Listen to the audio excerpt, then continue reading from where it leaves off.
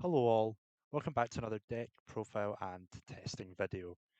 Today we're going to be looking at a deck tossed to the wayside by all TCG players, a deck that I personally think has a lot of hidden potential, and I am of course talking about TISTINA. So TISTINA is kind of a joke of a deck in the community right now. Um, People don't really respect it, people don't want to learn what the cards are doing, but I think that's possibly the strongest part to TISTINA. So I'm going to show you a deck list and tell you some of the reasons that I think this is honestly a contender in the upcoming meta as a powerful and really unexplored rogue pick. So I've seen a load of videos about Tistina online, about their strategies, and I think it is not quite optimizing the strategies that are best suited for Tistinas. They usually focus on going first and setting up a big board of really powerful 3 stars as well as just the demigod interaction. But I think the better thing to be doing is playing this in a dedicated going second build deck in order to maximize the effectiveness of the Divine Domain Batistina. So, what I want to really stress here is although we are doing an OTK style of deck, we are not aiming to OTK.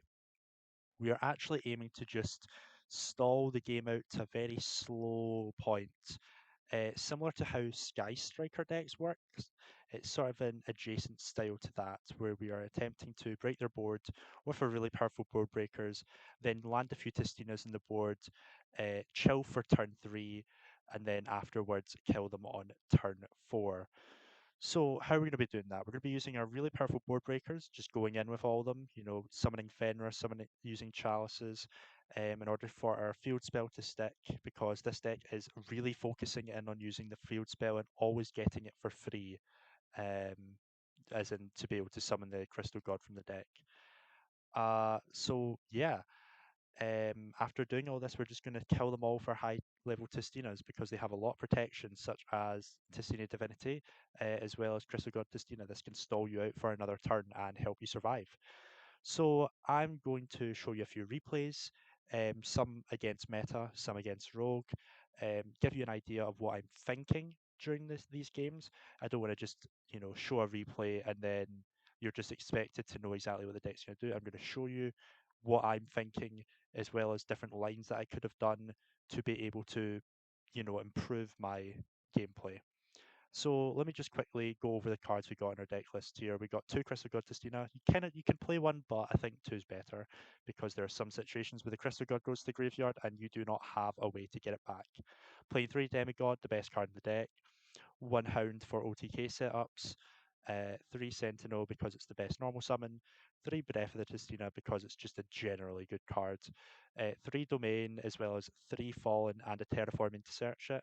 Um, Fallen is better than Terraforming and Batistina, as it allows you to play through more disruption. But the field spell is just as good as Fallen. Returns is in here at 2. You can maybe cut down to 1 return, but again, it's nice to have one for the grind game. We are in the traps. We're in both traps because Discordance really helps with our game plan. It helps even the board state, especially against graveyard heavy decks, as well as adding from the graveyard to a hand something like a demigod or a sentinel that's in the graveyard. It really helps in those turn 4 games where you're just about able to win, but you're just one extender away from winning. The Discordance really helps. And then Embrace is in here because it's just also a pretty alright card. One play, it's searchable, so why not? And then our board breakers. Very important about the board breakers here. We are playing board breakers that keep monsters on their field at all times.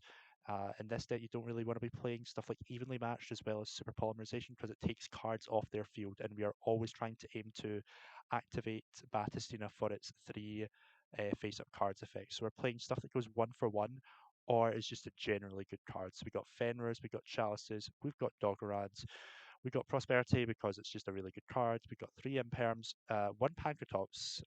Maybe I should up this to 2, but Terraforming, and then the extra deck we got Liba as well as Gustav Max. Both of these are really important for your OTK setups.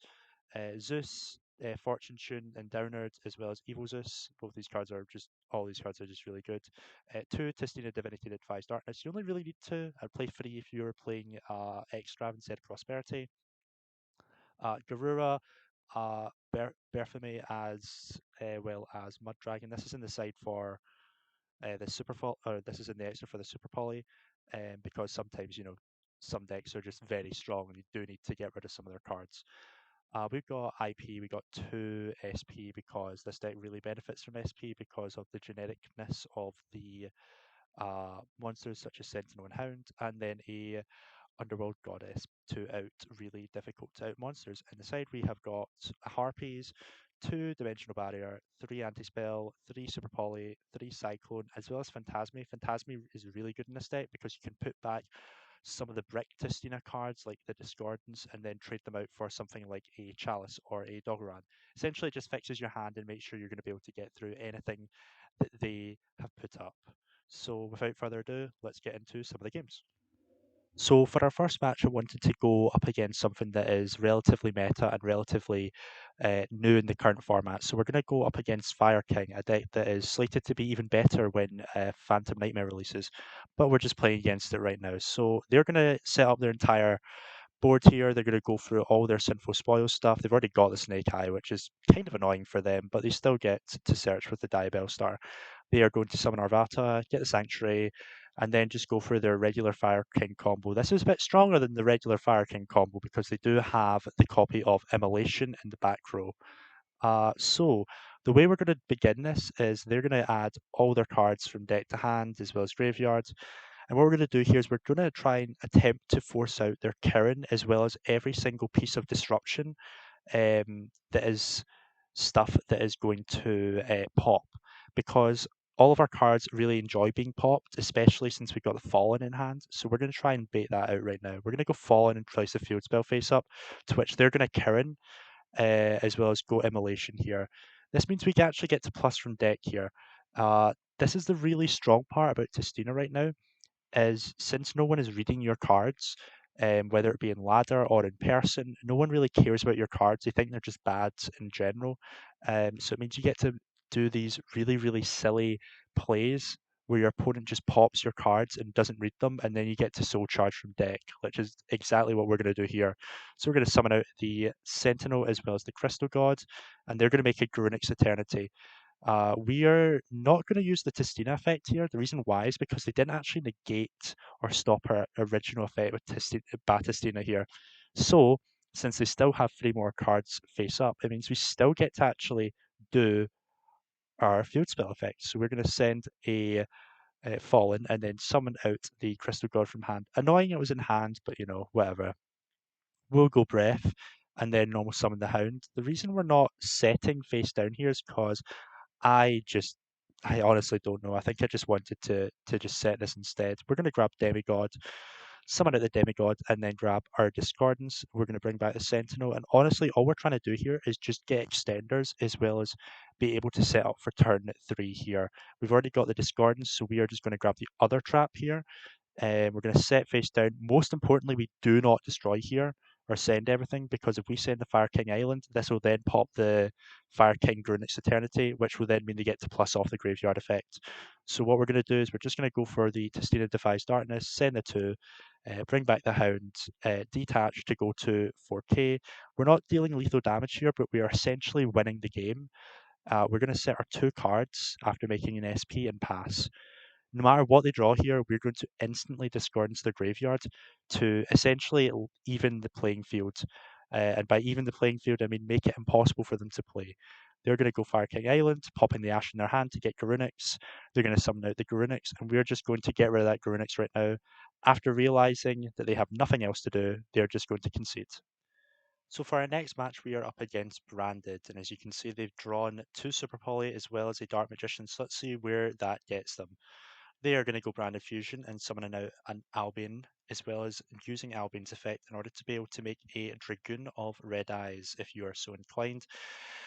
as well as setting up a Bestial Rebellion, putting up a Branded Beast, setting 2 and passing. They're going to grab Branded Retribution here, which may seem strange until you realize they actually don't have enough cards for everything that they want to do. So they are actually just holding on this Branded Retribution so that they don't actually run out of cards in hand. We're going to draw for turn. We are going to start with a Prosperity for 6. They decide that this is worthy of a Dragoon. Probably correct. We would have found a Gamma Seal or something anyway. So we're just going to go for it again. Again, we don't really need our extra deck. So we are just going to go looking here and we find a Breath of the TISTINA. So what we're trying to do here is we're just trying to get rid of all their back row currently. We can out this Dragoon because it's not at 5k yet with our Xyz monster, but we just need to get rid of this back row. So we are going to begin with the Divine Domain, sending the Hound and summoning the Crystal God. We attempt to go Crystal God here, trying to see if we can force out anything in the back row. We actually do get to force out the Infinite Impermanence, which is quite good. This means that our Tistina play is hopefully going to be a bit more protected. We're going to set down their Bestial Rebellion so they can no longer use the Branded Beast.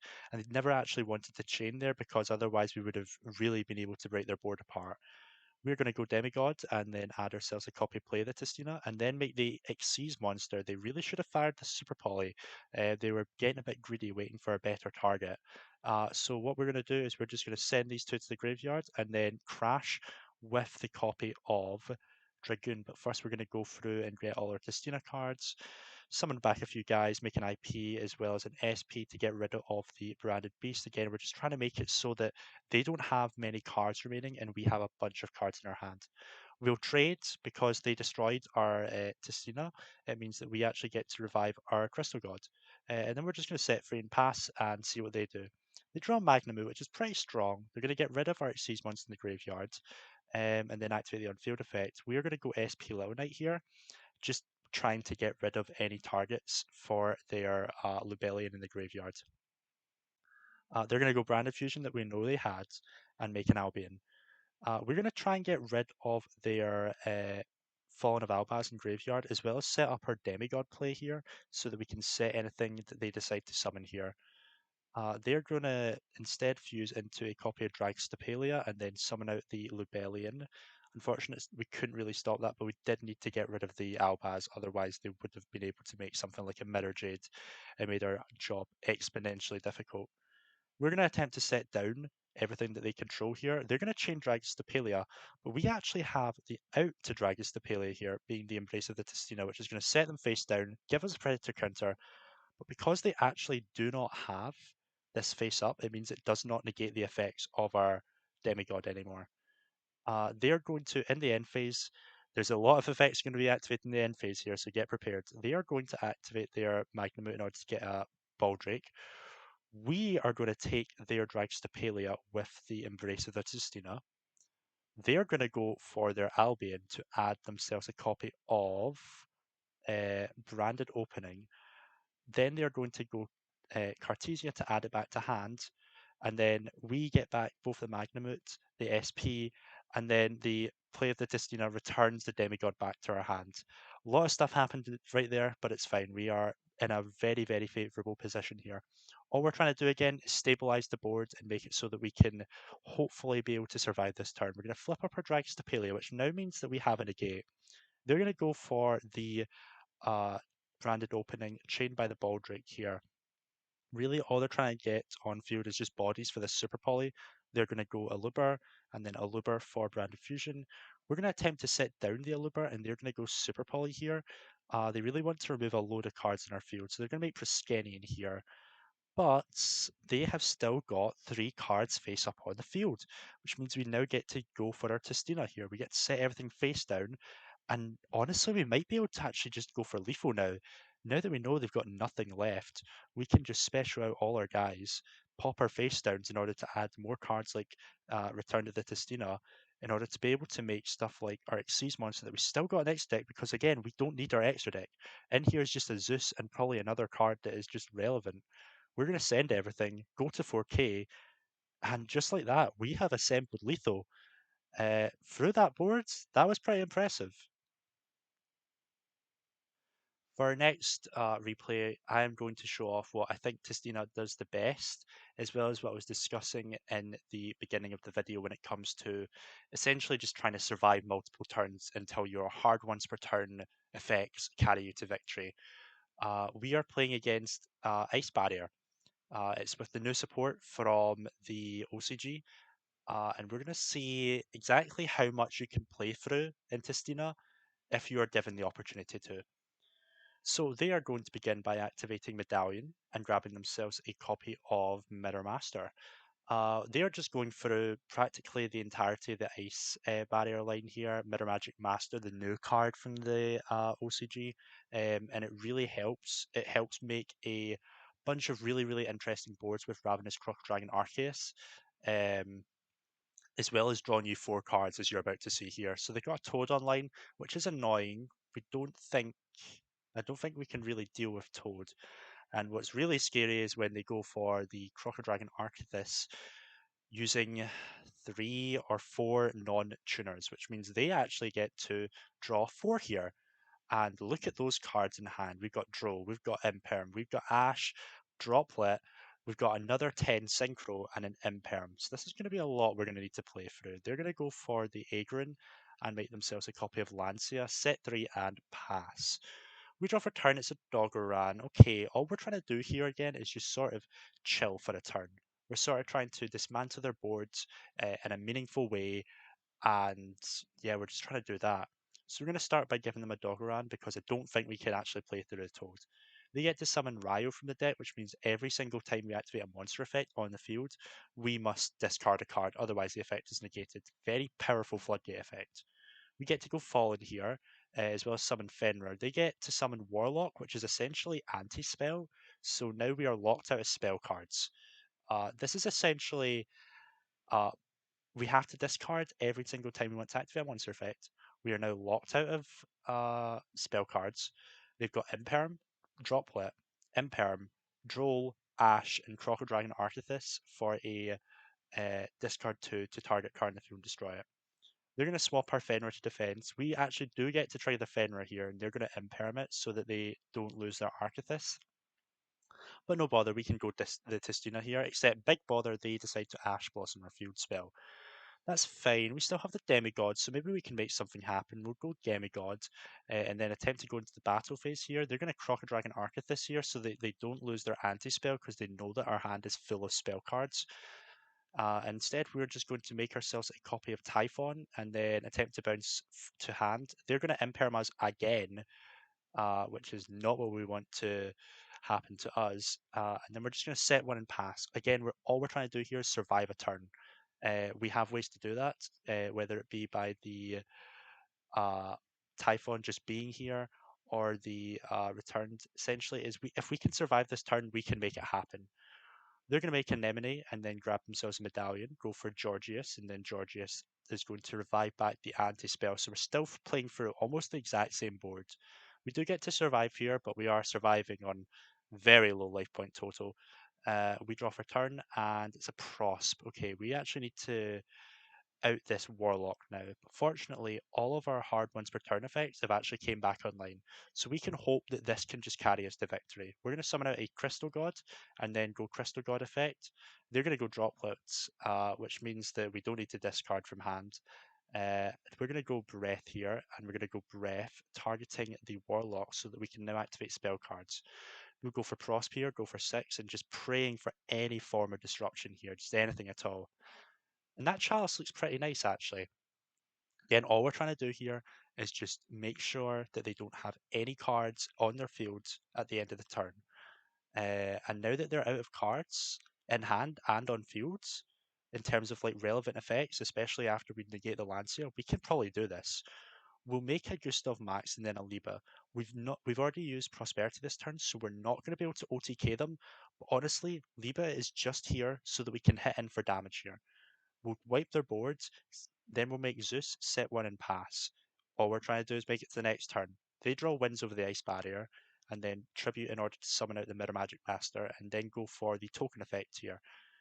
They're going to make a Brionac here after sending it to the graveyard, getting themselves a card to pitch with Brio. But we're going to activate Play of the Tistina as well as Zeus so that we get our card at the end of the Zeus resolution. This means that we can essentially, if they don't have anything here, we get to survive. They grab General Wayne, which was a jump scare to me because I thought this card was a bit better than it was, but it doesn't actually do anything. We return the Sentinel to our hand, we normal summon the Sentinel, go battle phase, and we hit in for lethal. So we're back in the deck editor, and honestly, I think that last game can speak for itself as to how powerful Tistina can be, especially when it's allowed to survive, and how much disruption it can play for. I mean, they had like 7 disruption. So what are my thoughts on the deck? So here are some of the pros and some of the cons. The first is that no one knows what these cards do.